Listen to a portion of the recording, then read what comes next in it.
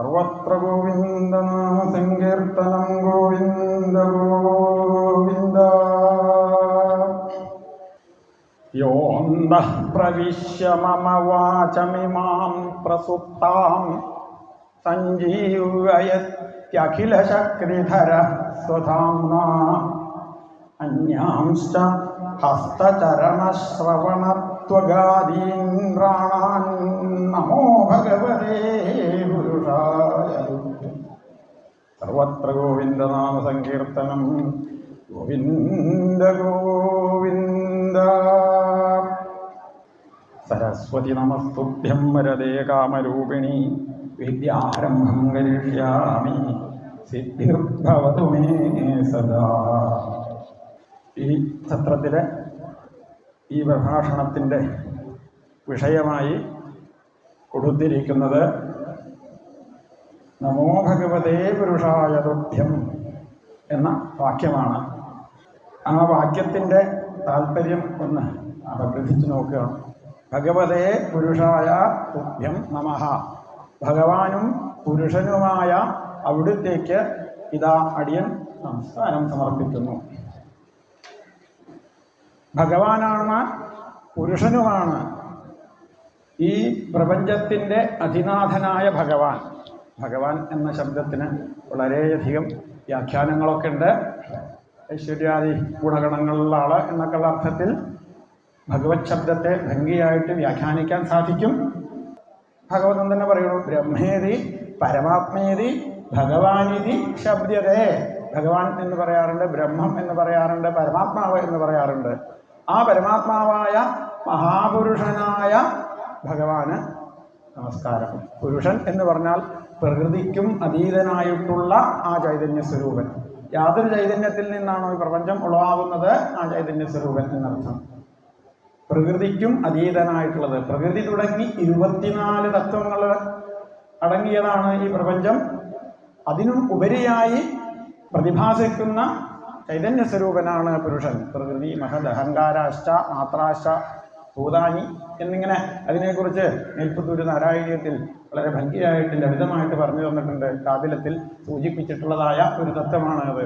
അപ്പൊ ആ കാപിലത്തിൽ സൂചിപ്പിച്ച ആ പരമപുരുഷനായ ഭഗവാനെ ഇതാ ഞാൻ നമസ്കരിക്കുന്നു. ഇതാണ് വാക്കിന്റെ സാമാന്യ അർത്ഥം. നമോ ഭഗവതേ പുരുഷായ. ഇത് ശ്രീമദ് ഭാഗവതം ചതുർത്ഥ സ്കന്ധം 9-ാം അധ്യായത്തിൽ ധ്രുവൻ എന്ന പിഞ്ചുബാലൻ, ഏകദേശം 5-6 വയസ്സുള്ള ഒരു ഉണ്ണി ഭഗവാനെ മുന്നിൽ പ്രത്യക്ഷമായി ലഭിച്ചപ്പോൾ അതിൽ ഉണ്ടായ ആഹ്ലാദ അതിരേകത്താൽ ഭഗവാന്റെ അനുഗ്രഹത്തോടെ ഭഗവാനെ സ്തുതിക്കാൻ തുടങ്ങിയ ആ സ്തുതിയിലെ ആദ്യത്തെ ശ്ലോകത്തിലെ അവസാന പാദമാണ് ഇത്. ആരാണ് ധ്രുവൻ? എങ്ങനെയാണ് ഈ ഭഗവത് ദർശനം ധ്രുവന് സാധിച്ചത് എന്നെല്ലാമാണ് ചതുർത്ഥ സ്കന്ധത്തിൽ 8-ാമത്തെ അധ്യായത്തിൽ, വളരെ വലിയ അധ്യായമാണത്. അതിൽ വിസ്തരിച്ച് ആ ധ്രുവന്റെ ചരിത്രം കഥ പറഞ്ഞിട്ടുണ്ട്. ഉത്താനപാദൻ എന്നു പേരായ മഹാരാജാവിന് 2 ഭാര്യമാരുണ്ടായിരുന്നു, സുനീതി, സുരുചി. സുനീതി ആദ്യ ഭാര്യയായിരുന്നുവെങ്കിലും മഹാരാജാവായ ഉത്താനപാദന് കൂടുതൽ ഇഷ്ടം സുരുചിയോടായിരുന്നു എന്ന് തോന്നും നമ്മൾക്ക്. അഥവാ സുരുചി അങ്ങനെ ആക്കി തീർത്തു. 2-ാം ഭാര്യയായ സുരുചി തൻ്റെ വൈഭവം കൊണ്ടും തൻ്റെ ഒരു ധാർഷ്ട്യം കൊണ്ടും ആദ്യ ഭാര്യയായ സുനീതിയുടെ സ്ഥാനത്തെ 2-ാം സ്ഥാനത്തേക്ക് തള്ളി മാറ്റി മുൻപിലേക്ക് വന്ന് താനാണ് പ്രധാനി എന്ന് നടിക്കാൻ തുടങ്ങി. ഇടിച്ചു കയറുക എന്നൊക്കെ നമ്മൾ പറയത്തില്ലേ? അർഹതയില്ലാത്ത സ്ഥാനത്തേക്ക് ആരെങ്കിലും ഓടി വരുമ്പോഴാണ് നമ്മൾ പറയാം, അദ്ദേഹം ഇടിച്ചു കയറി വരുന്ന കണ്ടില്ലേ, പിന്നിൽ നിൽക്കേണ്ട ആള് തോന്നും.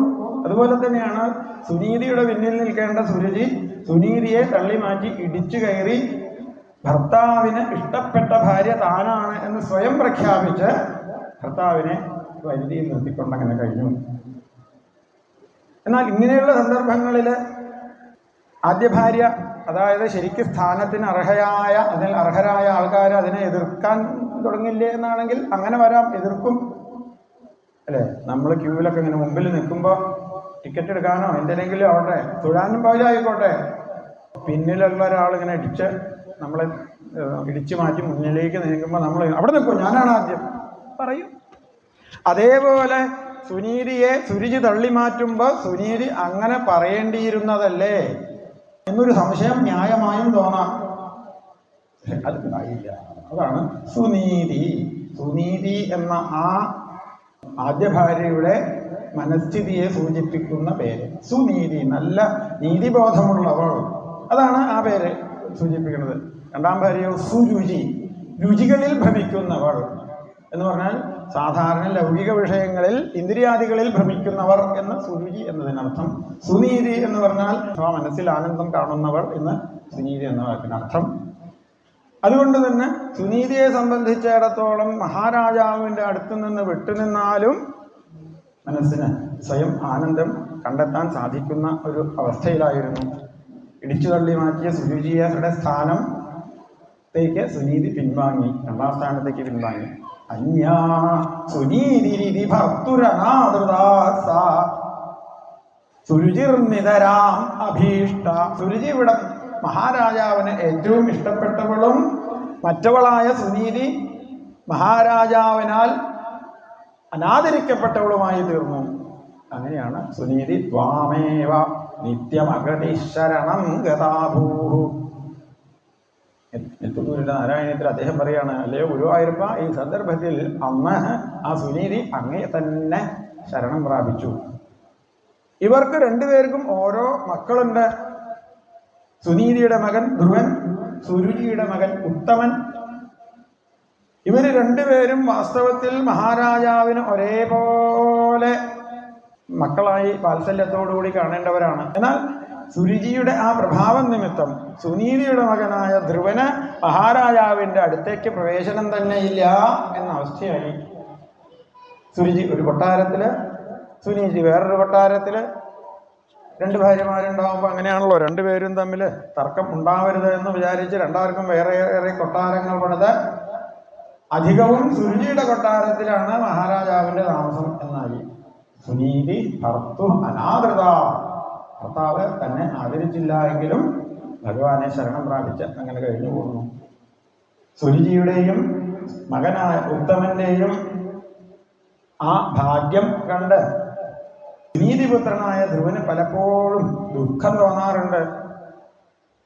ഇടയ്ക്കൊക്കെ ചെറിയമ്മയുടെ കൊട്ടാരത്തിലേക്ക് പോകുമ്പോൾ അവിടെ അനുജനായ ഉത്തമനെ അച്ഛൻ ലാളിക്കുന്നത് കാണുന്നു. തൻ്റെ അച്ഛൻ തന്നെയാണ് അനുജന്റെയും അച്ഛൻ, അപ്പൊ തൻ്റെ അച്ഛനായതുകൊണ്ട് തന്നെയും ലാളിക്കേണ്ടതല്ലേ?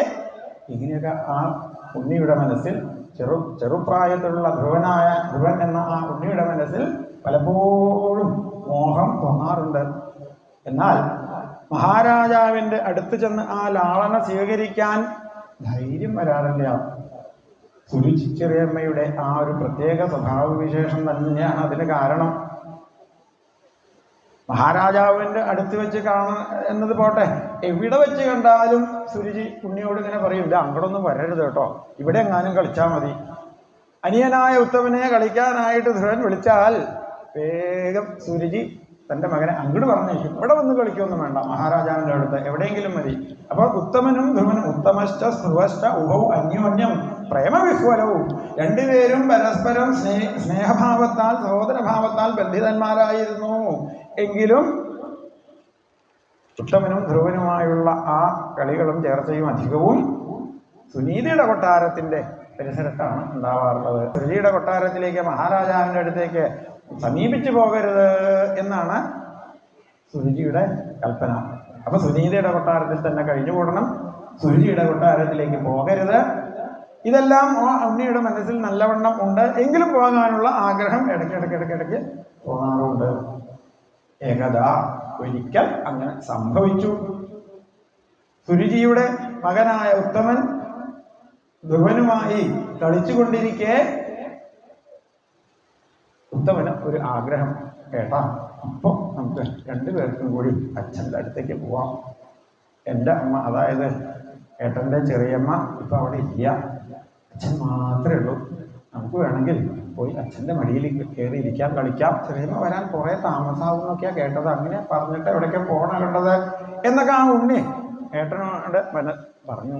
അങ്ങനെ ഉണ്ണി ചരിച്ചു. എന്തെങ്കിലും പറഞ്ഞു കാണുമായിരിക്കും സുരുചി, എന്തെങ്കിലും പറഞ്ഞ് എവിടേക്കെങ്കിലും യാത്രയായിട്ട് പോയിട്ടുണ്ടാവാം എന്ന് സങ്കല്പിക്കാം. ഇതൊന്നും ഭാഗവതത്തിലെ മൂലത്തിൽ പറഞ്ഞിട്ടുള്ളതല്ല കേട്ടോ. എങ്കിലും ചില ഭാവനകൾ ഭാഗവതത്തിലെ കഥകളെ ആശ്രയിക്കുമ്പോൾ ചില ഭാവനകൾ നമ്മുടെ മനസ്സിൽ ഉണ്ടാകുമ്പോൾ കഥയെ ആസ്വദിക്കാൻ കുറച്ചുകൂടി എളുപ്പമുണ്ട്. അതുകൊണ്ട് അങ്ങനെയൊക്കെ ചില ഭാവനകൾ ചെയ്യുന്നു എന്ന് മാത്രം. അങ്ങനെ ഇതാ ആ ഉണ്ണിക്ക്, ധ്രുവൻ എന്ന ഉണ്ണിക്ക് അനിയന്റെ വാക്ക് കേട്ടപ്പോൾ ആരുരുക്ഷന്തം ധ്രുവം, അച്ഛൻ്റെ മടിയിൽ കയറിയിരിക്കണമെന്ന ഒരു ആഗ്രഹം തോന്നി. ആരുരുക്ഷന്തം എന്ന് പറഞ്ഞാൽ കയറാനായിട്ട്, ആരോഹണം ചെയ്യാനായിട്ട് ആഗ്രഹിക്കുന്നവൻ എന്നർത്ഥം. അച്ഛൻ്റെ മടിയിൽ കയറാൻ, ആരോഹണം ചെയ്യാൻ ആഗ്രഹിക്കുന്നവനായി തീർന്നു ധ്രുവൻ. ആ സന്ദർഭത്തിൽ അനിയനായ ഉത്തമന് താൻ മാത്രം അച്ഛൻ്റെ മടിയിൽ കയറിയിരുന്നാൽ പോരാ എന്നൊരു തോന്നലുണ്ട്. ഏട്ടനോട് അത്ര വലിയ സ്നേഹമാണ്. ഉത്തമശ്ച ധ്രുവശ്ച ഉഭവും അന്യോന്യം പ്രേമവിഹ്വലവും, പരസ്പരം സഹോദരബന്ധം ദൃഢമായിട്ട് വളർന്നിട്ടുള്ള രണ്ട് കുട്ടികളാണ് അവര്. സുരുചി കാര്യം ഇങ്ങനെയൊക്കെ ആണെങ്കിലും ധ്രുവന്റെ അടുത്തേക്ക് ഉത്തമനെ കളിക്കാൻ വിടാറൊക്കെ ഉണ്ട്. എന്നാൽ ഇടയ്ക്ക് പോകുമ്പൊക്കെ പറയും വേഗം ഇങ്ങോട്ട് വരണം കേട്ടോ, അധികം അവിടെ അങ്ങനെ കഴിഞ്ഞു കൂടരുത്, വേഗം ഇങ്ങോട്ട് വരണം എന്നൊക്കെ പറയും. എങ്കിലും പോണ്ട എന്ന് പറയാറില്ല. അപ്പം അതുകൊണ്ട് തന്നെ ഈ ഉണ്ണി ഉത്തമന് ഏട്ടൻ്റെ അടുത്ത് വന്നാൽ, വലിയമ്മയുടെ കൊട്ടാരത്തിൽ വന്നാൽ വലിയ സന്തോഷമാണ്. എന്താ അത്, വലിയമ്മ ഒരിക്കലും ദേഷ്യപ്പെട്ട് കണ്ടിട്ടില്ല ഈ ഉണ്ണി ഉത്തമൻ. അമ്മ അങ്ങനെയല്ലേ, എപ്പോഴും ചീത്ത പറയും.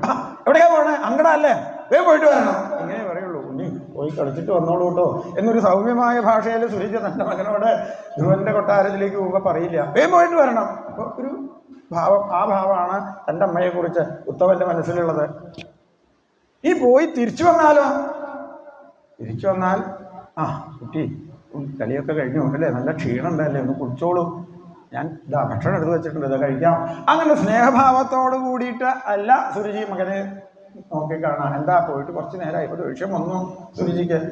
കുറേ നേരമായില്ല അവിടെ കിടന്ന് കളിക്കുന്നു, ആ പൊട്ടച്ചക്കനുമായിട്ട് കളിച്ചു നിൽക്കായിരുന്നു അല്ലേ കുറേ നേരം. എന്താ അത്, വേഗം ഇങ്ങോട്ട് വന്നൂടെ, ഇവിടെ വന്ന് എന്തെങ്കിലുമൊക്കെ വാരി തിന്നൂടെ.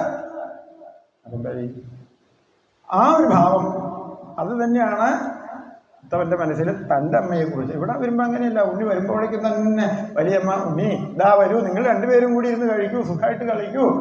ഇങ്ങനെ ആ വാത്സല്യപൂർണമായ ആ ഭാവം, ശരിക്കുള്ള മാതൃവാത്സല്യം ആ ഉണ്ണി ഉത്തമൻ അനുഭവിച്ചത് തൻ്റെ വലിയമ്മയായ സുനീതിയിൽ നിന്ന് തന്നെയാണ്. അതുകൊണ്ട് തന്നെ ആ വലിയമ്മയുടെ മകനായ ഏട്ടനായ ധ്രുവനോട് എന്തെന്നില്ലാത്ത സ്നേഹാദരങ്ങളും വർദ്ധിച്ചു വന്നു. ഉത്തമശ്ച ധ്രുവശ്ച ഉഭവും അന്യോന്യം പ്രേമവിഹ്വലവും. അങ്ങനെ ആ ദൃഢമായ സാഹോദര്യം വളർന്ന് അങ്ങനെ നിൽക്കുന്ന ആ ഒരു സാഹചര്യം കൂടിയാണ് കേട്ടോ ഇപ്പോൾ ധ്രുവനെ അച്ഛൻ്റെ കൊട്ടാരത്തിലേക്ക് പോകാനായിട്ട് പ്രേരിപ്പിച്ചത് എന്ന് വേണം പറയാൻ. ഉത്തമൻ പറഞ്ഞു, അമ്മ അവിടെ ഇല്ല, ഏട്ടൻ വരൂ, നമുക്ക് അച്ഛൻ്റെ അടുത്ത് ചെന്നിരിക്കാം എന്നൊക്കെ പറഞ്ഞ് പതുക്കെ മടിച്ച് ധ്രുവൻ ഉത്തമന്റെ കൈ പിടിച്ച്, ഉത്തമനാണ് ധ്രുവനെ വലിച്ചു കൊണ്ടുവരുന്നത്. വരൂ ഏട്ടാ എന്ന് പറഞ്ഞ് പിടിച്ചങ്ങനെ കൊണ്ടുപോകണു. മടിച്ച് പിന്നാലെ ധ്രുവനും അങ്ങനെ ചെല്ലണു. മഹാരാജാവതാ സിംഹാസനത്തിലിരിക്കണു. സുരുചി അടുത്തില്ല. 4 വാർഡും നോക്കി ഉത്തമൻ വേഗം ഓടിച്ചെന്ന് മഹാരാജാവിന്റെ മടിയിൽ അങ്ങനെ കയറി ഇരുന്നു. അവിടെ ഇരുന്ന് അതിനെ വിളിച്ചു, ഏട്ടാ വരൂ, ഇതാ ഇടത്തെ തുടയിൽ കയറിയിരുന്നു ഉത്തമൻ, ഏട്ടാ വരൂ, ഇവിടെ കയറിയിരിക്കാമെന്ന് പറഞ്ഞ് ഉത്തമനാണ് മഹാരാജാവിന്റെ മടിയിലിരുന്നു കൊണ്ട് ധ്രുവനെ വിളിച്ചങ്ങനെ കയറ്റിയിരുത്താനായിട്ട് ശ്രമിക്കണത്. മഹാരാജാവിനും മനസ്സുകൊണ്ടൊരു ആഗ്രഹമൊക്കെ ഉണ്ട്. പക്ഷേ സുരുചിയെ ഭയമുള്ളത് കൊണ്ട് ഒരിക്കലും തൻ്റെ മകനായ ധ്രുവനോടുള്ള വാത്സല്യം മഹാരാജാവ് പ്രകടിപ്പിക്കാറില്ല. അത് വാക്കുകൊണ്ടെങ്കിലും എപ്പോഴെങ്കിലും പ്രകടിപ്പിച്ചാൽ സുരുചി ചീത്ത പറയും. അതുകൊണ്ട് തന്നെ ആ ഭയം കൊണ്ട് ഒന്നും മിണ്ടാറില്ല. ഇപ്പം നോക്കുമ്പോൾ സുരുചി ഇല്ല, അദ്ദേഹത്തിന് സന്തോഷമായി ഉള്ളുകൊണ്ട്. എന്നാലും ഭയം കൊണ്ട് ആ ഉണ്ണിയെ ഒന്ന് സ്വീകരിക്കണമെന്ന് രാജാവിന് തോന്നിയില്ല. കൈ നീട്ടി ഉണ്ണി വരൂ എന്ന് വിളിക്കാൻ മഹാരാജാവ് ഉത്താനപാദന് തോന്നിയില്ല. അദ്ദേഹം തന്നെ നോക്കി എന്ന് മാത്രമേ ഉള്ളൂ. ആരുരുക്ഷന്തം ധ്രുവം രാജാ നാഭ്യനന്ദത. തൻ്റെ മടിയിൽ കയറാനായിട്ട് ആഗ്രഹിച്ചു കൊണ്ടുനിന്ന ആ ഉണ്ണിയെ രാജാവ് അഭിനന്ദിച്ചില്ല. അതേസമയം ഉണ്ണി ഉത്തമൻ വിളിച്ചിങ്ങനെ ക്ഷണിക്കുകയും ചെയ്തു. എന്നപ്പോൾ ഇവൻ 4 ചുറ്റും നോക്കി. ഉള്ളിലുള്ള ആഗ്രഹം അനവധി കാലമായിട്ടുള്ളത്, അച്ഛൻ്റെ മടിയിൽ ഒന്നും ഇരിക്കണം എന്നുള്ളത്.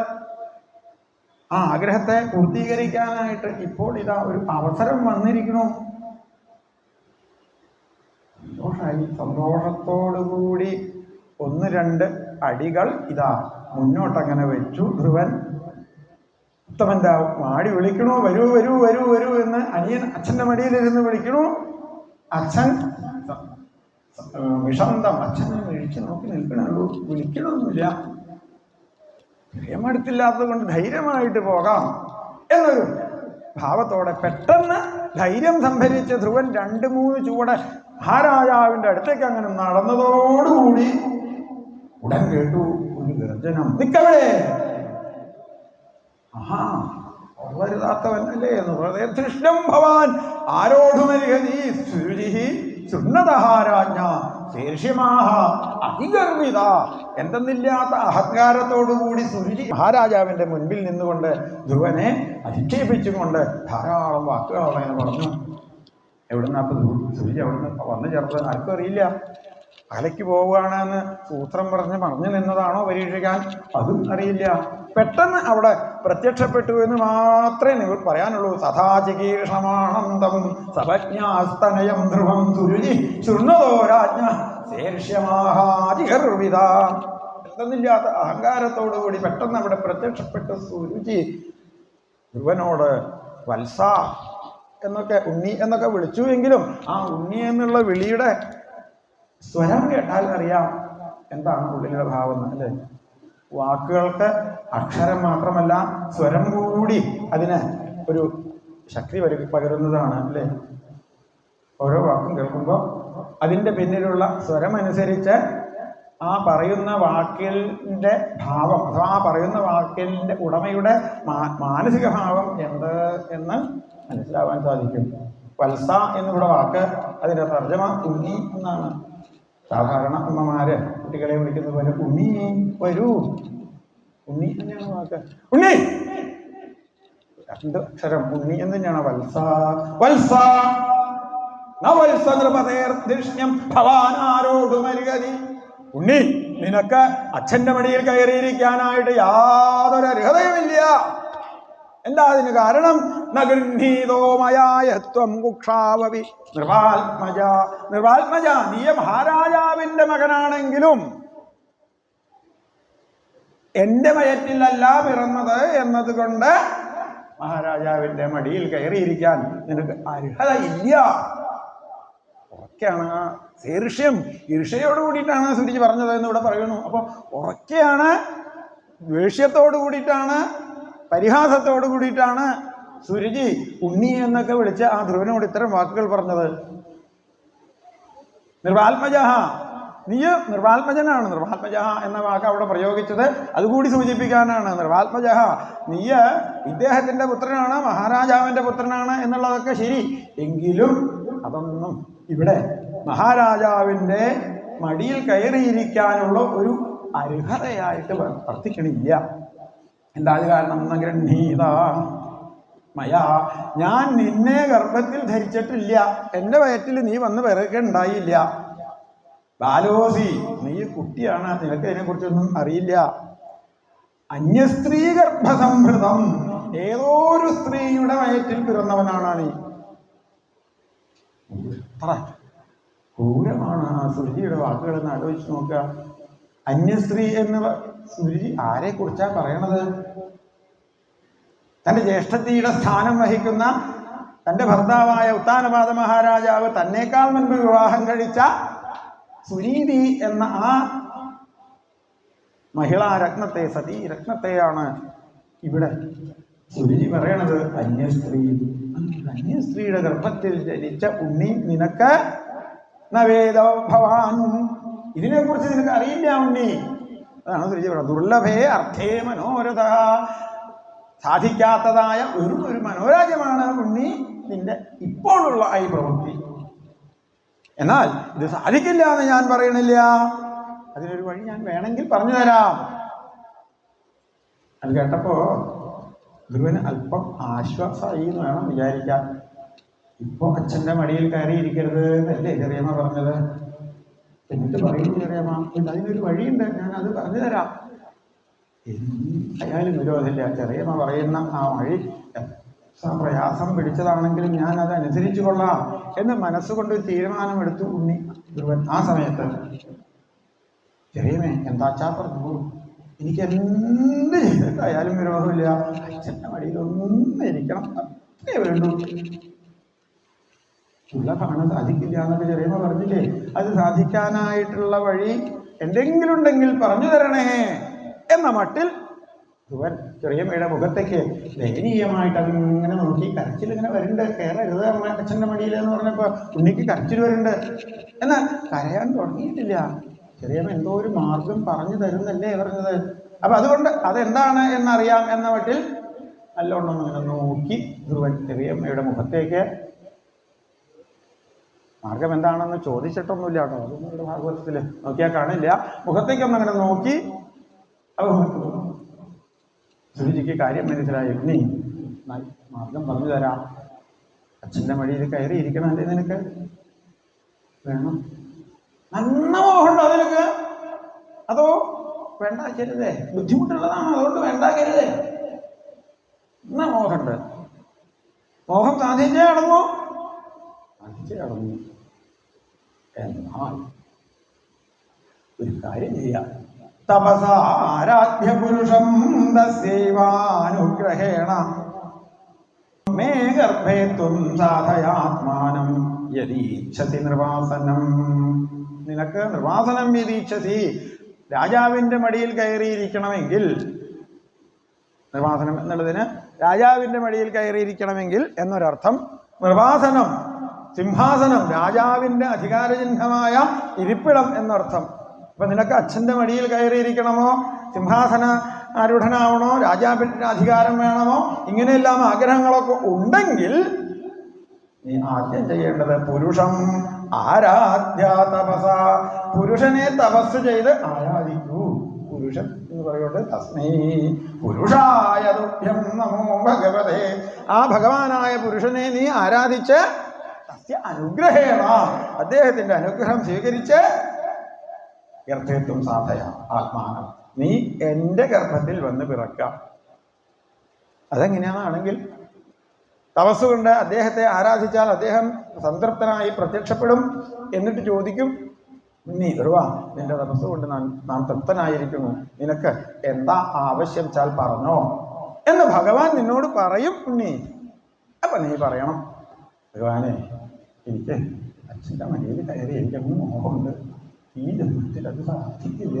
ചെറിയമ്മയാണ് നമ്മൾ പറഞ്ഞിട്ടുള്ളത്, ചെറിയമ്മയുടെ മക്കൾക്ക് അച്ഛൻ്റെ മടിയിൽ കയറിയിരിക്കാൻ പാടുള്ളൂ എന്നാണ് ചെറിയമ്മയുടെ നിയമം. അതുകൊണ്ട് ചെറിയമ്മ തന്നെ നിർദ്ദേശിച്ച ഒരു മാർഗമാണ് ഞാൻ ചെറിയമ്മയുടെ മകനായിട്ട് ജനിക്കുക എന്നുള്ളത്. അതുകൊണ്ട് അല്ലയോ ഭഗവാനെ, അവിടുന്ന് എന്നെ ചെറിയമ്മയുടെ മകനായിട്ട് ജനിപ്പിക്കണേ എന്ന് ഗർഭേത്വം സാധയാത്മാനം, നീ എൻ്റെ ഗർഭത്തിൽ വന്ന് പിറക്കാം. അപ്പൊ നിർവാസനം, നിനക്ക് അച്ഛൻ്റെ മടിയിലൊന്നുമല്ല സിംഹാസനത്തിൽ തന്നെ കയറി ഇരിക്കാനായിട്ട് സാധിക്കും ഉണ്ണി.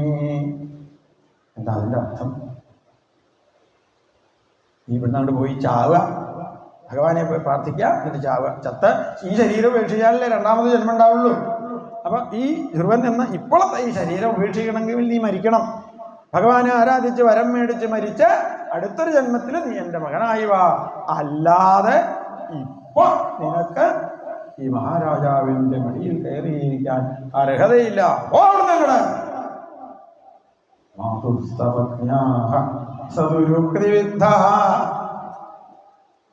ചെറിയമ്മയുടെ ഈ ദുരുക്തികൾ കൊണ്ട് ഹൃദയത്തിൽ മുറിവേറ്റു ആ ഉണ്ണിക്ക്. വല്ലാതെ ഭയപ്പെട്ടു ആദ്യം. പക്ഷെ ഇത് ചെറിയമ്മയുടെ ഈ വാക്ക് കേട്ടതോടുകൂടി ഭയം എന്നുള്ളത് മാറി രോഷമായി തീർന്നു. ശ്വസൻ രുഷ എന്തെന്നില്ലാത്ത ദേഷ്യത്തോടുകൂടി ദീർഘശ്വാസം വിട്ടു. അങ്ങനെയാണോ എന്ന മട്ടിൽ ബാല്യഭാവത്തിലാണെങ്കിലും ആ ഉണ്ണിയുടെ ദീർഘശ്വാസം അത്യധികം തീക്ഷ്ണമായിരുന്നു എന്ന് വേണം വിചാരിക്കാൻ. ദണ്ഡഹോ യഥാഹി, വടികൊണ്ട് അടിയേറ്റ ഒരു പാമ്പിനെ പോലെ അവിടെ നിന്ന് തല അങ്ങോട്ട് ഉയർത്തും അല്ലേ, പണം ഉയർത്തിക്കൊണ്ട് അങ്ങനെ തീറ്റും. ദണ്ഡഹോ യഥാഹി അതുപോലെയായി ഇപ്പോ ധ്രുവന്റെ ഇപ്പോഴത്തെ അവസ്ഥ. ശ്വസൻരുഷ എന്തെന്നില്ലാത്ത രോഷത്തോടുകൂടി ദീർഘശ്വാസം വിട്ടുകൊണ്ട് ആ ദുരുക്തിയെ മനസ്സിൽ ഓർമ്മിച്ചുകൊണ്ട് അച്ഛനെ ഒന്നങ്ങനെ നോക്കി അവിടെ നിന്ന് ഇറങ്ങി അങ്ങനെ ഓടി തന്റെ അമ്മയുടെ അടുത്തേക്ക് മാതുസകാശം ജഗാമ. അമ്മയുടെ അടുത്തേക്ക് ഓടിച്ചെന്നു, സുനീതിയുടെ അടുത്തേക്ക്. പ്രരുതൻ എന്തെന്നില്ലാത്ത ദുഃഖം, കരച്ചില്.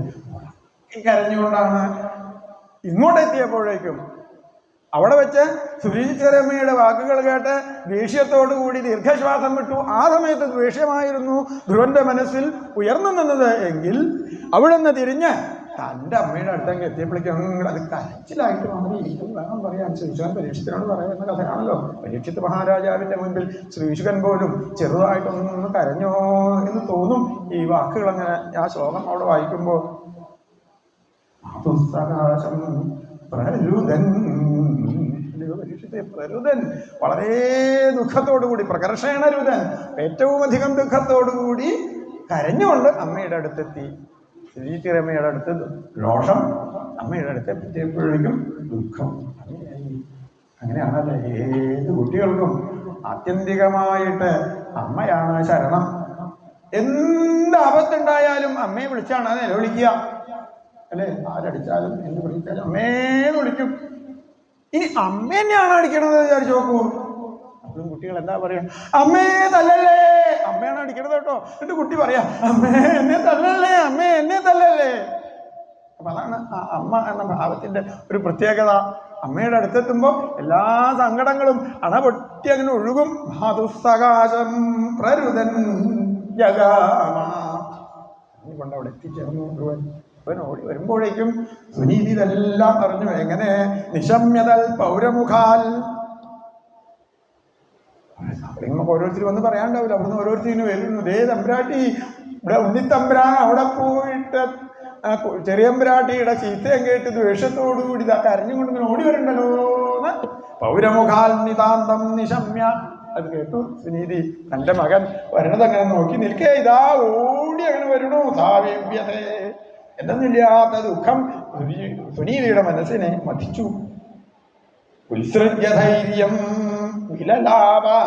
ധൈര്യമെല്ലാം വെടിഞ്ഞ് ആ അമ്മയും ഒക്കെ ഇങ്ങനെ കരയാൻ തുടങ്ങി. എന്താ കാരണം? ഗതിതം സാവിവ്യതേ. തന്റെ സമജ്ഞയായ സുനീതി തന്റെ മകനോട് പറഞ്ഞ വാക്കുകള് വല്ലാതെ വേദനിപ്പിച്ചു സുനീതിയെ. തന്നോട് പലതും ചീത്ത പറയാറുണ്ട്, അതൊന്നും പക്ഷെ ഒരു വേദനയായിട്ട് അമ്മയ്ക്ക് തോന്നിയിട്ടില്ല അല്ലെ? എന്നെ എന്തെങ്കിലും പറഞ്ഞോട്ടെ, പക്ഷെ എന്റെ ഉണ്ണിയെ എങ്ങനെ ചീത്ത പറഞ്ഞുവല്ലോ. സാമീവ്യതേ എന്തെന്നില്ലാതെ ദുഃഖിച്ചു. അപ്പോഴേക്കും ഉണ്ണി വരണു. ഉണ്ണി വന്ന് സുരുചി ചെറിയമ്മ ചീത്തയാണ്, സുരുചി ചെറിയമ്മ ചീത്ത പറഞ്ഞു എന്നങ്ങനെ പറയാൻ തുടങ്ങിയതോടുകൂടി സുനീതി തൻ്റെ മകനായ ധ്രുവന്റെ വായി അങ്ങനെ പൊത്തി. വാ അമംഗളം പരേഷു ഉണ്ണി, നീ മറ്റുള്ളവരെ കുറിച്ച് ഒരിക്കലും ദോഷം പറയരുത്. ഇതൊരു നല്ല ശീലമല്ല. ഞാൻ നിന്നോട് എത്ര പ്രാവശ്യം പറഞ്ഞിട്ടുണ്ട് ഉണ്ണി, മറ്റുള്ളവരെ കുറിച്ച് കുറ്റം പറയരുത് എന്ന്. ഉണ്ടെങ്കിൽ തന്നെ നമ്മളത് കണ്ടില്ല എന്നടിക്കുക, അല്ലാതെ അവരുടെ കുറ്റം പറയരുത്. നീ ഇപ്പൊ പറഞ്ഞത് സുരുചി ചെറിയമ്മ ചീത്തയാണ് എന്നാണ് അല്ലേ? നീ പറഞ്ഞത് നിന്റെ അമ്മ ചീത്തയാണെന്ന് നീ പറയൂ ഉണ്ണി. അതങ്ങനെ കേട്ടില്ലേ? ഉണ്ണിക്കാണ് കരച്ചിൽ സഹിക്കോ എന്നെ അത് പറയാ. അങ്ങനെ വരുമോ? എന്നാൽ അങ്ങനെയാണെങ്കിൽ ചെറിയമ്മയും ചീത്തയല്ല, ഞാനും ചെറിയമ്മയും ഒക്കെ നിനക്ക് ഒരുപോലെയാണ്. അല്ല അമ്മേ, അതെ. എന്താ ഞാൻ പറയാറുള്ളത് നിന്നോട്? ത്വാമേവ നിത്യമഗതി ശരണം ഗതാഹു. എന്തൊക്കെ പ്രയാസങ്ങൾ ഉണ്ടായാലും ഉണ്ണിക്ക് ബുദ്ധിമുട്ടുകളൊക്കെ വന്നാൽ, എന്തെങ്കിലും ഉണ്ണി ബുദ്ധിമുട്ട് വരുമ്പോൾ, ഈ ഉണ്ണി ബുദ്ധിമുട്ടായിട്ട് ദുഃഖിച്ചും കൊണ്ടൊക്കെ വരുമ്പോൾ സുനീതി പതിവുള്ളത് ഉണ്ണിയെയും കൂട്ടി ഭഗവാന്റെ മുൻപിൽ ചെന്നിരുന്ന് എല്ലാം സമർപ്പിച്ചുകൊണ്ട് ഭഗവാനോട് പറഞ്ഞോളൂ എന്ന് പറഞ്ഞ് നാമം ജപിച്ച് ഉണ്ണിയെ നമസ്കരിപ്പിക്കുക പതിവ്. നിത്യമേവ ത്വാമേവ നിത്യമഗതി ശരണം ഗതാഹു. അപ്പൊ സുനീതി ചോദിച്ചു, ഉണ്ണി നിന്നോട് ഞാൻ എന്താ പറയാറുള്ളത്? എന്തുണ്ടെങ്കിലും എന്ത് ദുഃഖം ഉണ്ടെങ്കിലും ഭഗവാനെ ആശ്രയിക്കൂ എന്നല്ലേ പറയാറുള്ളത്? ഇപ്പം സുനീതി ചെറിയമ്മ പറഞ്ഞത് തന്നെയല്ലേ തപസ ആരാധ്യ പുരുഷം.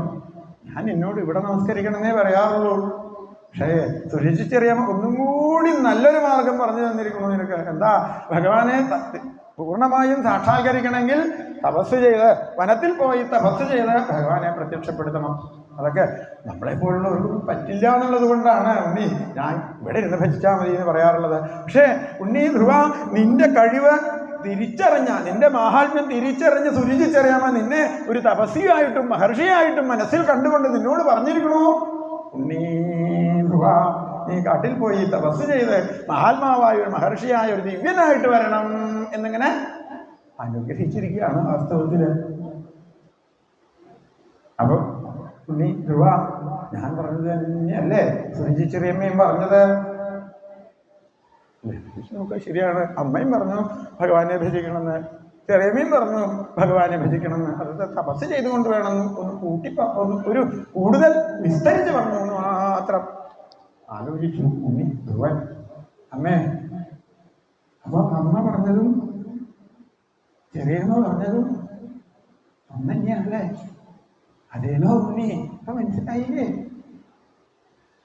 എന്നാലേ എനിക്കിപ്പോ ചെറിയമ്മയോട് ഒരു ദേഷ്യവും തോന്നുന്നില്ല. ചെറിയമ്മയോടും അമ്മയോടുള്ള പോലെ ഒരു സ്നേഹം ഇപ്പതാ തോന്നുന്നു. കാരണം എനിക്ക് നന്മ ഉണ്ടാവാൻ വേണ്ടിയിട്ടാണല്ലോ ചെറിയമ്മ എന്നോട് ഈശ്വരനെ തപസ് ചെയ്യൂ എന്ന് പറഞ്ഞത്. അപ്പൊ അമ്മ പറഞ്ഞതും ചെറിയമ്മ പറഞ്ഞതും ഒന്നാണ്, ഒരേ വാക്ക് തന്നെയാണ് എന്ന് ഇതാ ഉണ്ണിയായ ധ്രുവൻ, ഈ ധ്രുവൻ ഇതാ നോക്കൂ, അമ്മ ഞാൻ സ്വീകരിക്കണു. ഇനിയിപ്പോ അമ്മ ഒന്ന് അനുഗ്രഹിച്ചാൽ, ചെറിയമ്മ പറഞ്ഞ വാക്ക് ചെറിയമ്മ വാക്കുകളെ കൊണ്ട് എന്നെ അനുഗ്രഹിച്ചു, അമ്മയുടെ കൈകളെ കൊണ്ട് എന്നെ ഒന്ന് അനുഗ്രഹിക്കണേ എന്നങ്ങനെ പറഞ്ഞ് ധ്രുവൻ അമ്മയുടെ മുൻപിൽ അങ്ങനെ നിന്നു. ഈ ഉണ്ണിയെ കാട്ടിലേക്ക് പറഞ്ഞയക്കാന്നുള്ളത് അമ്മയ്ക്ക് മനസ്സുകൊണ്ട് ചിന്തിക്കാൻ പോലും സാധിക്കണില്ല. പറഞ്ഞു തന്നെയുള്ളൂ ചെറിയമ്മ പറഞ്ഞത് സത്യമാണെന്ന്. ഉണ്ണി അങ്ങനെ പുറപ്പെടും എന്ന് കുഞ്ഞി വിചാരിച്ചിട്ടില്ല, പ്രതീക്ഷിച്ചിട്ടില്ല. ധ്രുവൻ തൻ്റെ അമ്മയുടെ രണ്ട് കൈകളും എടുത്ത് തൻ്റെ കൈകളെ കൊണ്ട് പിടിച്ച് തൻ്റെ ശിരസിൽ അങ്ങനെ ചേർത്ത് വെച്ച്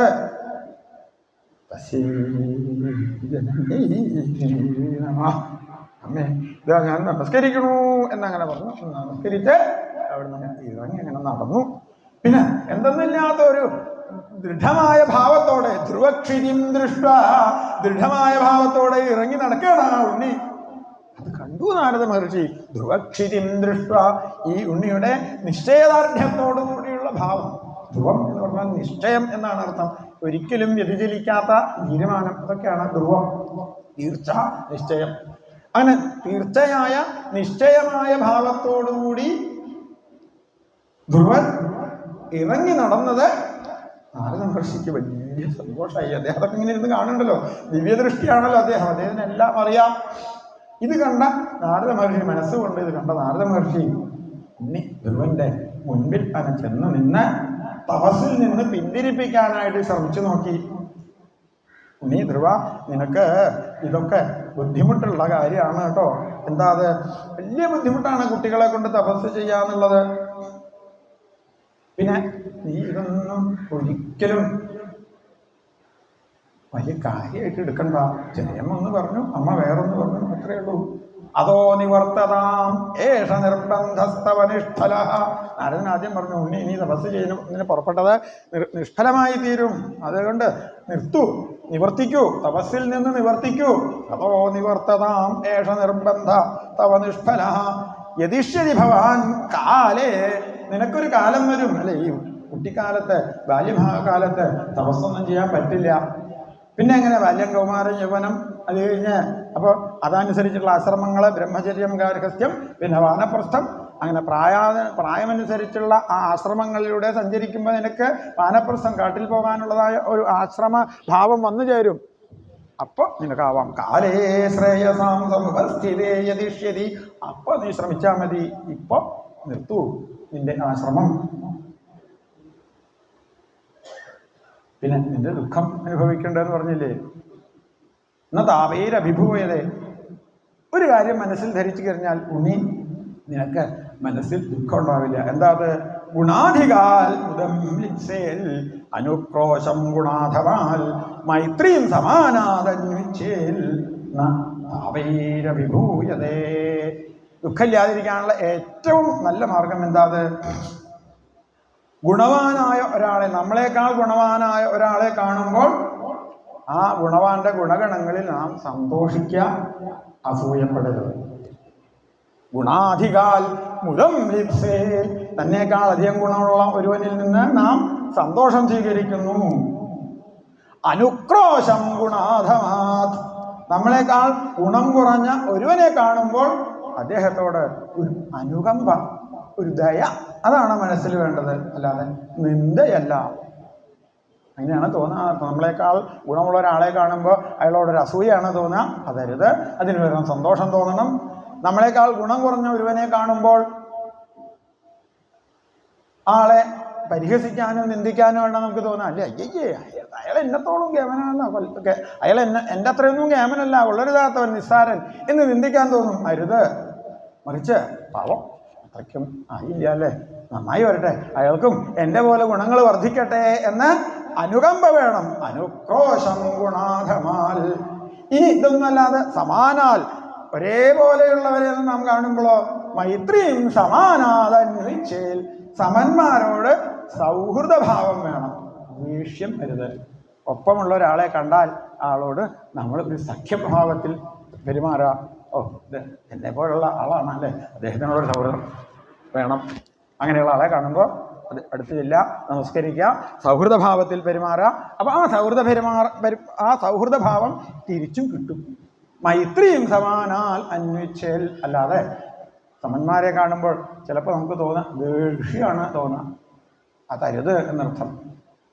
സമന്മാരെ കാണുമ്പോൾ ദേഷ്യം തോന്നരുത്, അതിന് പകരം സുഹൃദ്ഭാവം തോന്നണം.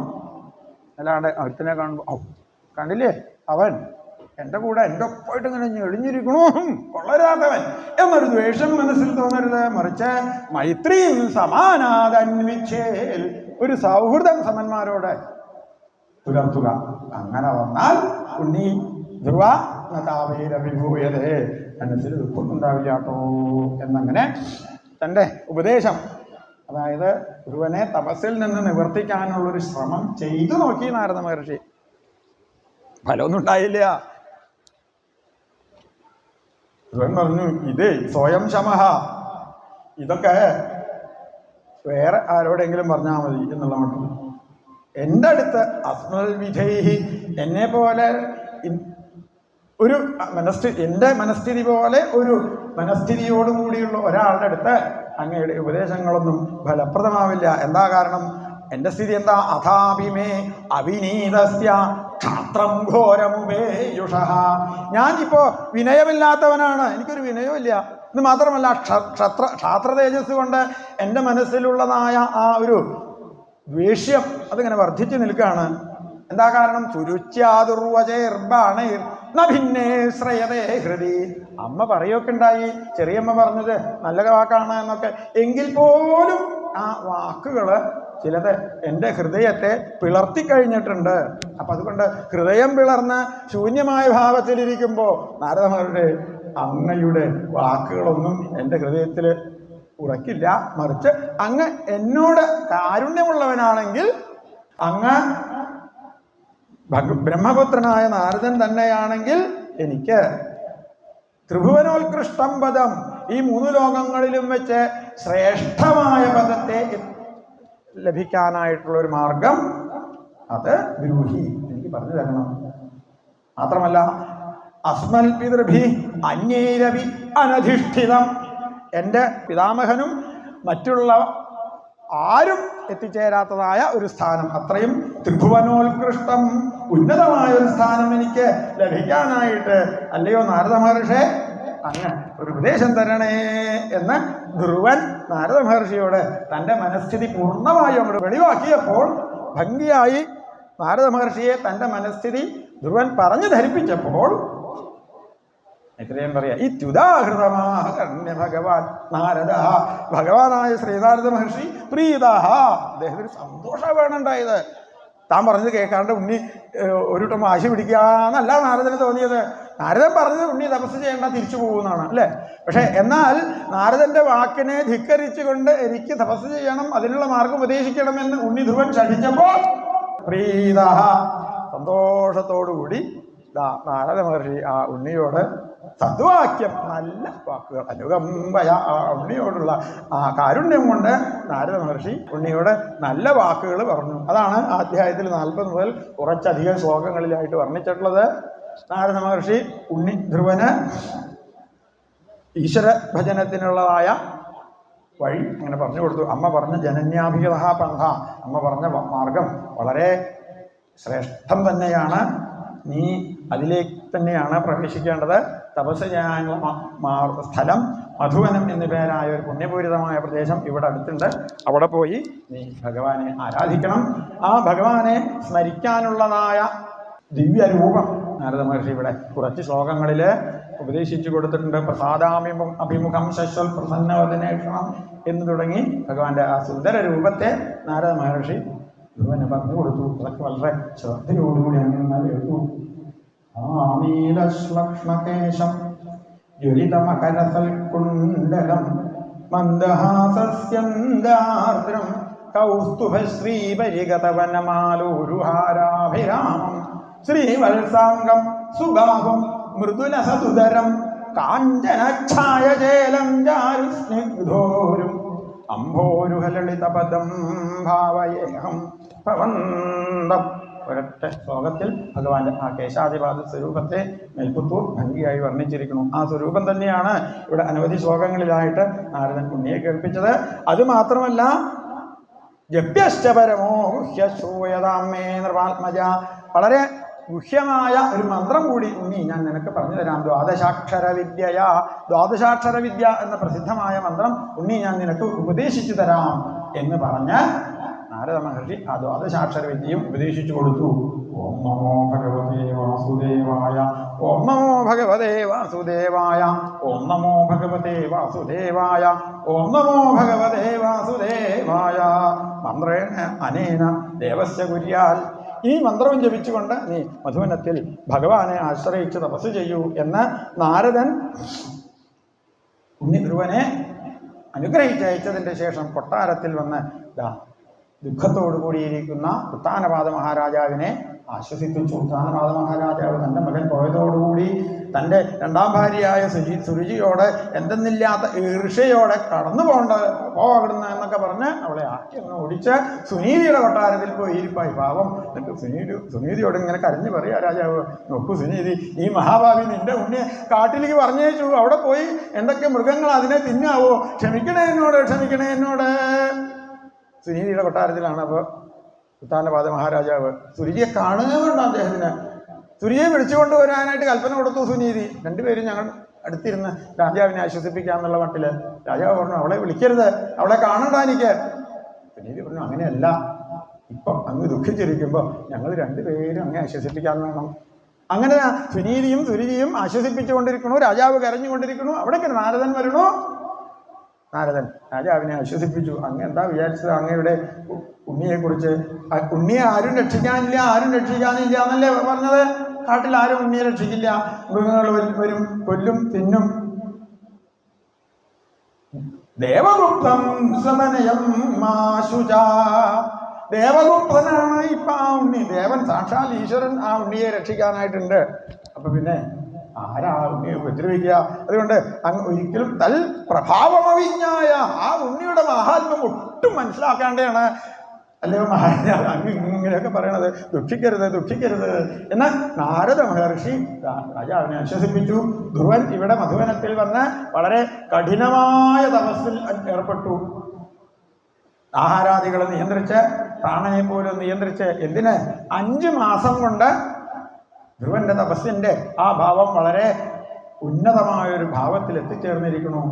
ആദ്യത്തെ മാസം ജലം കുടി ഭക്ഷണം കഴിച്ചു. 2ാമത്തെ മാസമായപ്പോഴേക്കും ചില ഇലകളൊക്കെ ഭക്ഷിച്ചുകൊണ്ട്, 3ാമത്തെ മാസം വെള്ളം മാത്രം ഭക്ഷിച്ചുകൊണ്ട്, 4ാമത്തെ മാസം വായു മാത്രം ഭക്ഷിച്ചുകൊണ്ട്, 5ാമത്തെ മാസം തപസ്സായപ്പോഴേക്കും വായുവിനെ കൂടി ഉള്ളിൽ സ്തംഭിപ്പിച്ച് നിർത്തി. വായു ഭക്ഷിക്കുക എന്ന് പറഞ്ഞാൽ ശ്വാസോച്ഛ്വാസം എന്നുള്ളത് അല്ലേ? വായു തുറക്കുക, അടയ്ക്കുക, വായു ഉള്ളിലേക്കൊക്കെ. അപ്പോൾ വായുവിൻ്റെ ചലനമുണ്ട്.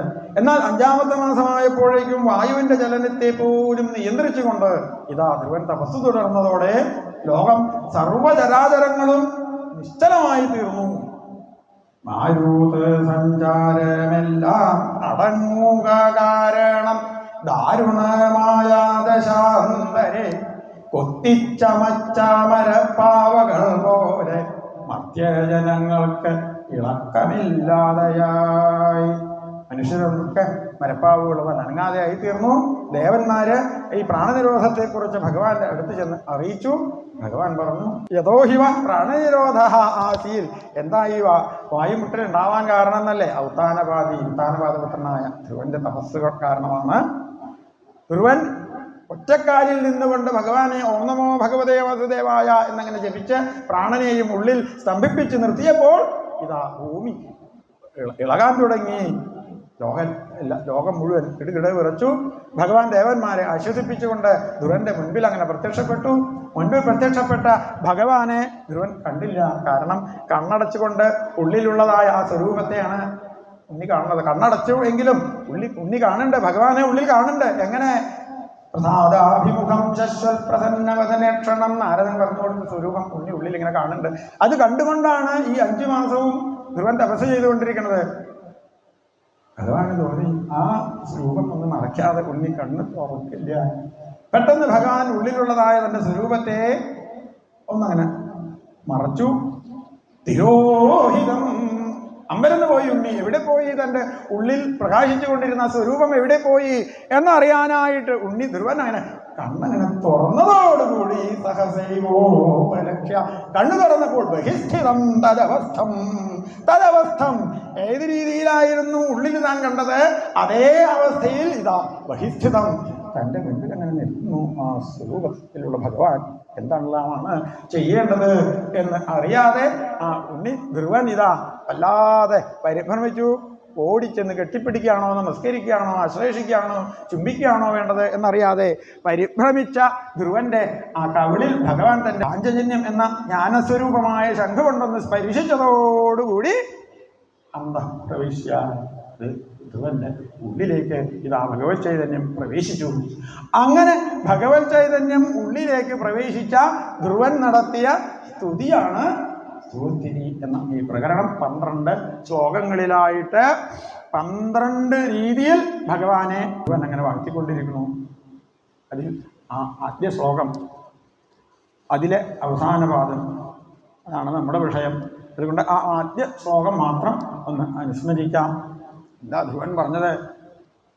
ഹേ ഭഗവാനെ, പുരുഷനും ഭഗവാനുമായ അങ്ങയ്ക്ക് ഇതാ ഞാൻ നമസ്കാരം സമർപ്പിക്കുന്നു. എങ്ങനെയുള്ള ഭഗവാൻ? യഹ, യാതൊരു ഭഗവാനാണ്?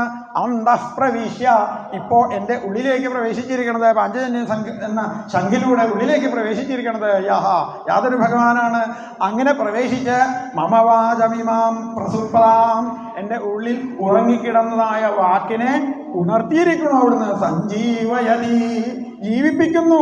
എൻ്റെ ഉള്ളിലുള്ള ചൈതന്യത്തെ അല്ലയോ ഭഗവാനെ അങ്ങ് എൻ്റെ ഉള്ളിൽ പ്രവേശിച്ച് ഇതാ ജീവിപ്പിച്ചുകൊണ്ടിരിക്കുന്നു. സംജീവയതി, സമ്യക്കാകും വണ്ണം ജീവിപ്പിക്കുന്നു. വളരെ ഗംഭീരമായ രീതിയിൽ, ശ്രേഷ്ഠമായ രീതിയിൽ എൻ്റെ ഉള്ളിലുള്ള ആ വാക്കിനെ ഇതാ അങ്ങ് ജീവിപ്പിച്ചിരിക്കുന്നു. വാക്ക് മാത്രമല്ല, അന്യാംശ ഹസ്ത ചരണ ശ്രവണ ത്വഗാദീൻ പ്രാണാൻ. വാക്കിനെ മാത്രമല്ല, എൻ്റെ കൈകള്, ഹസ്തം കൈകള്, ചരണം കാലുകള്, ശ്രവണം ചെവി, ത്വക്ക് തുടങ്ങിയ സ്പർശന ഇന്ദ്രിയങ്ങൾ, ഇങ്ങനെ തുടങ്ങി എൻ്റെ 10 ഇന്ദ്രിയങ്ങളെയും 5 ജ്ഞാനേന്ദ്രിയങ്ങളെയും 5 കർമ്മേന്ദ്രിയങ്ങളെയും ആ ഇന്ദ്രിയങ്ങൾക്കുപരിയായി ഉള്ളിൽ അന്ധകരണ സ്വരൂപത്തിൽ വിളങ്ങുന്ന മനസ്സിനെയും അല്ലയോ ഭഗവാനെ അവിടുന്ന് യഹ, അവിടുന്ന് അന്തഃപ്രവിശ്യ, എൻ്റെ ഉള്ളിൽ പ്രവേശിച്ച് ഇതാ ഉദ്ദീപിപ്പിച്ചു കഴിഞ്ഞിരിക്കുന്നു. അങ്ങനെയുള്ള അവിടത്തേക്ക് പുരുഷായ തുഭ്യം നമഃ ഭഗവതേ, അങ്ങനെയുള്ള പുരുഷനായ അവിടത്തേക്ക് നമസ്കാരം എന്ന് തുടങ്ങി 12 ശ്ലോകങ്ങളിലൂടെ ആ ധ്രുവസ്തുതി ഇവിടെ ഭംഗിയായിട്ട് അങ്ങനെ പറഞ്ഞങ്ങനെ കേൾപ്പിച്ചിട്ടുണ്ട്. സ്തുതി കേട്ട് ഭഗവാൻ ധ്രുവനെ അനുഗ്രഹിച്ചു. ഭഗവാന്റെ അനുഗ്രഹം നേടി നാട്ടിൽ തിരിച്ചെത്തിയ ധ്രുവൻ 36,000 വർഷം രാജഭരണൻ. അന്തേ ഭവൽ പുരുഷനീത വിമാനയാതാഹ, അവസാനം ഭഗവത് കിങ്കരന്മാര് ധ്രുവനെ കൊണ്ടുപോകാനായിട്ട് വൈകുണ്ഠത്തിൽ നിന്ന് വിമാനം അയച്ചു. അതിൻ്റെ ഇടയിൽ ധ്രുവന്റെ രാജഭാര കാലഘട്ടത്തിലുള്ള പല സംഭവങ്ങളും ഇവിടെ കുറച്ചധികം 2-3 അധ്യായങ്ങളിൽ വിസ്തരിച്ചിട്ടുണ്ട് കേട്ടോ. ധ്രുവന്റെ രാജഭാരം അവതാനപാദ മഹാരാജാവിൻ്റെ വാനപ്രസ്ഥാശ്രമ സ്വീകരണം, വനഗമനം, സുരീജി സുനിധി എന്നിവരോടുകൂടി ഭഗവത്പാദത്തിൽ വാനപ്രസ്ഥ സന്യാസാദികളിലൂടെ അവരെത്തിച്ചേർന്ന ചരിത്രം, ധ്രുവന്റെ അനുജനായ ഉത്തമൻ യക്ഷന്മാരുമായി യുദ്ധം ചെയ്ത് കൊല്ലപ്പെട്ട് അതിന് പ്രതികാരമെന്ന നിലയിൽ യക്ഷവംശത്തെ നശിപ്പിക്കാനായിട്ട് ധ്രുവൻ തന്റെ നാരായണ സൈന്യത്തെ പ്രയോഗിച്ചപ്പോൾ ബ്രഹ്മാദിദേവന്മാര്, സ്വയംഭൂവൻ തുടങ്ങിയവർ ഇടപെട്ട് ആ ഹിംസയിൽ നിന്ന് ധ്രുവനെ പിന്തിരിപ്പിച്ചു. യക്ഷന്മാരെ ഉന്മൂലനം ചെയ്യുന്ന ആ കൃത്യത്തിൽ നിന്ന് ധ്രുവൻ പിന്തിരിഞ്ഞതോടുകൂടി എന്തെന്നില്ലാത്ത സന്തോഷത്തോടുകൂടി യക്ഷരാജാവായ വൈശ്രവണൻ ധ്രുവനെ ഭംഗിയായിട്ട് അങ്ങനെ അനുഗ്രഹിച്ചു. ഇങ്ങനെയുള്ള അനവധി സംഭവ പരമ്പരകള് ധ്രുവന്റെ പിന്നീടുള്ള ഉത്തര ജീവിതകാലത്ത് ഇവിടെ നടന്നതായിട്ട് വളരെ വിസ്തരിച്ച് വർണ്ണിക്കുന്നുണ്ട് കേട്ടോ. എന്തായാലും നമ്മുടെ ഇവിടെ ഈ പ്രഭാഷണ വിഷയം, വാക്യം ആ ഭഗവാനെ നമസ്കരിക്കുന്നു എന്നുള്ള ധ്രുവന്റെ ആ വചനമായതുകൊണ്ട് ആ വചനത്തെയും അതിലേക്ക് എത്തിച്ചേർന്നതായ ആ സാഹചര്യത്തെയും ആണ് നാം ഒന്നങ്ങനെ ഇവിടെ വിസ്തരിച്ചത്. ഇപ്പോൾ പ്രഭാഷണം ഇവിടെ നിർത്തേണ്ട സമയമായിരിക്കുകയാണ്. എന്തായാലും ആ ഭഗവാനെ നമസ്കരിച്ചു കൊണ്ട് നമുക്ക് എല്ലാവർക്കും ഇതാ ആ ഭഗവാന്റെ പാദാരവിന്ദങ്ങളിൽ ഈ മന്ത്രം ചൊല്ലി ഒന്നങ്ങനെ നമസ്കരിക്കാം. യോന്തഃ പ്രവിശ്യ മമ വാചമിമാം പ്രസുപ്താം സഞ്ജീവയത്യഖിലശക്തിധര സ്വധാംനാ അന്യാംശ്ച ഹസ്തചരണശ്രവണത്വഗാദീൻ പ്രാണാൻ നമോ ഭഗവതേ പുരുഷായ തുഭ്യം. എല്ലാവരും നമോ ഭഗവതേ പുരുഷായ തുഭ്യം എന്ന മന്ത്രം ചൊല്ലിക്കൊണ്ട് ഇരുന്ന ഇരിപ്പിൽ തന്നെ കൈകൾ കൂപ്പി ഭഗവാനെയും സരസ്വതി ദേവിയുടെയും മനസ്സ് സങ്കല്പിച്ചുകൊണ്ട് ഒന്ന് നമസ്കരിക്കുക. മന്ത്രം ചൊല്ലിത്തരാം. ചൊല്ലിക്കഴിഞ്ഞാൽ ഏറ്റു ചൊല്ലുക.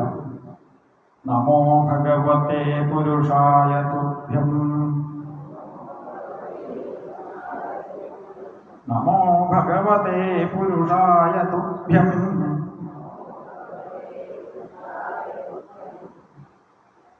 നമോ ഭഗവതേ പുരുഷായ തുഭ്യം. ഇത്രയധികം ആൾക്കാർ ഇവിടെയുള്ള ശബ്ദം ഉയരണില്ല അല്ലെ? എന്താ മടി തോന്നുന്നുണ്ട് അല്ലെ? മടിയില്ലാതെ നാമം ജപിക്കാറാവലാണ് ഭാഗവതത്തെ ആശ്രയിക്കുമ്പോൾ ഉണ്ടാകേണ്ട ഏറ്റവും വലിയൊരു സദ്ഭാവം. അപ്പൊ നാമം ജപിക്കുക. ഇവിടെ ആയാലും ആരും കളിയാക്കാനും കേൾക്കാനൊന്നുമില്ല. ധൈര്യമായിട്ട് ജപിച്ചുകൂടെ? എന്തുകൊണ്ട് ഉറക്കത് എല്ലാം സാധിക്കണില്ല? ഞാനിതാ മൈക്ക് ഓഫ് ചെയ്തുകൊണ്ടാണ് ഇനി അടുത്ത ഒരു നാമം ചൊല്ലണത്. അപ്പൊ മൈക്കില്ലാത്തതാണെങ്കിലും മൈക്ക് ഉള്ളതുപോലെ ഈ ശബ്ദം മൈക്കിൽ പ്രതിഫലിക്കുന്നത് പോലെ ഉച്ചത്തിൽ ഇവിടെ എല്ലാം മുഴങ്ങണം എന്നതാ ഒന്നുകൂടി പ്രാർത്ഥിക്കുന്നു. നമോ ഭഗവതേ പുരുഷായ തുഭ്യം. നമോ ഭഗവതേ പുരുഷായ തുഭ്യം. നമോ ഭഗവതേ പുരുഷായ തുഭ്യം. വിരാമസ്ഥാവൽ. സർവത്ര ഗോവിന്ദ നാമ സങ്കീർത്തനം. ഗോവിന്ദ ഗോവിന്ദ.